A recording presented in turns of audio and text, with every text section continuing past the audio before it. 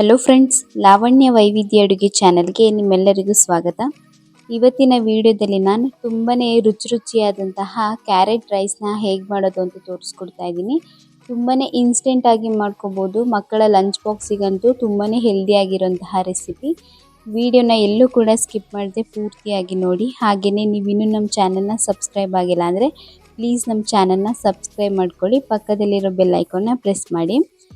ಮೊದಲಿಗೆ ಈಗ gas stove ಮೇಲೆ ಒಂದು ಬಾಣಲೆನ ಬಿಸಿಗಿಟ್ಟು ಅದಕ್ಕೆ ಒಂದು 4ರಿಂದ 5 ಟೇಬಲ್ ಸ್ಪೂನಷ್ಟು ಎಣ್ಣೆನ ಹಾಕೋತಾ ಇದ್ದೀನಿ.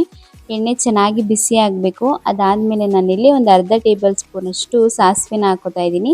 ಸಾಸಿವೆ ಚೆನ್ನಾಗಿ ಸಿಡಿಬೇಕು. ಅದಾದಮೇಲೆ ಇಲ್ಲಿ ನಾನು ಖಾರಕ್ಕೆ ಒಂದು 3ರಿಂದ 4 ಹಸಿಮೆಣಸಿಕಾಯಿ ಹಾಕೊಂಡಿದ್ದೀನಿ. ಹಾಗೆಯೇ ಸ್ವಲ್ಪ ಕರಿಬೇವನ್ನ ಹಾಕ್ಕೊಂಡು ಅದಾದಮೇಲೆ ಒಂದು ಅರ್ಧ ಕಪ್ಪಷ್ಟು ಕಡಲೆ ಬೀಜನ ಹಾಕ್ಕೊಂಡಿದ್ದೀನಿ. ಕಡಲೆ ಬೀಜನ ಹಾಕೊಂಡಾದ್ಮೇಲೆ ಇದನ್ನು ಒಂದು 2 ನಿಮಿಷ ಮೀಡಿಯಮ್ ಫ್ಲೇಮಲ್ಲಿ ಇದನ್ನು ಚೆನ್ನಾಗಿ ಫ್ರೈ ಮಾಡ್ಕೊಳ್ಳಿ.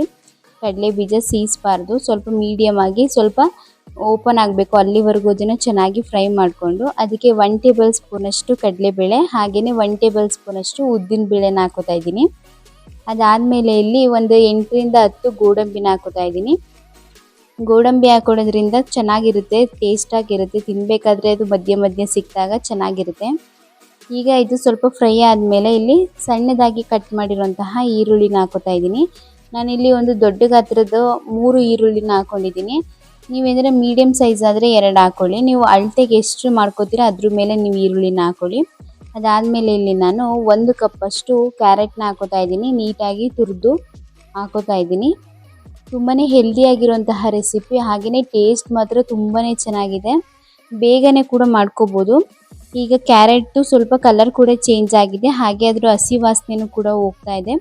ಈಗ ಇದಕ್ಕೆ ಒಂದು ಅರ್ಧ ಟೇಬಲ್ ಸ್ಪೂನಷ್ಟು ಸಾಲ್ಟನ್ನು ಹಾಕಿ ಒಂದು 5 ನಿಮಿಷಗಳ ಕಾಲ ಇದನ್ನು ಚೆನ್ನಾಗಿ ಫ್ರೈ ಮಾಡ್ಕೋಬೇಕು.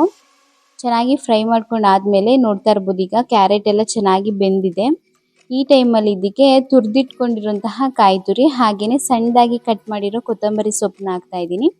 ನೀವು ಇಲ್ಲಿ ಪುದೀನ ಸೊಪ್ಪನ್ನು ಕೂಡ ಹಾಕೋಬೋದು, ತುಂಬಾ ಚೆನ್ನಾಗಿರುತ್ತೆ. ಈಗ ಎರಡನ್ನೂ ಅಷ್ಟೇ ಹಾಕಿ ಚೆನ್ನಾಗಿ ಈಗ ಮಿಕ್ಸ್ ಮಾಡಿಕೊಂಡು ಒಂದು 2 ನಿಮಿಷ ಇದನ್ನು ಫ್ರೈ ಮಾಡ್ಕೋಬೇಕು. ಅದಾದಮೇಲೆ ಲಾಸ್ಟಿಗೆ ಇಲ್ಲಿ ಒಂದು ಅರ್ಧ ಟೇಬಲ್ ಸ್ಪೂನಷ್ಟು ಗರಂ ಮಸಾಲ ಹಾಕೋತಾ ಇದ್ದೀನಿ. ಗರಂ ಮಸಾಲ ಹಾಕೋದ್ರಿಂದ ಆ ಫ್ಲೇವರು ತುಂಬಾ ಚೆನ್ನಾಗಿರುತ್ತೆ. ರೈಸ್ ತಿಂತಾ ಇದ್ರೆ ನಾವು ಸಖತ್ತಾಗಿ ಟೇಸ್ಟ್ ಕೊಡುತ್ತೆ ಇದು. ಲಾಸ್ಟಿಗೆ ಒಂದು ಅರ್ಧ ಹೋಳಷ್ಟು ನಿಂಬೆಹಣ್ಣಿನ ರಸನ ಹಾಕೋತಾ ಇದ್ದೀನಿ. ನಿಂಬೆಹಣ್ಣಿನ ರಸನ ಹಾಕೊಂಡಾದ್ಮೇಲೆ ಇದನ್ನು ಜಾಸ್ತಿ ಟೈಮು ಇದನ್ನು ಫ್ರೈ ಮಾಡ್ಕೋಬಾರ್ದು.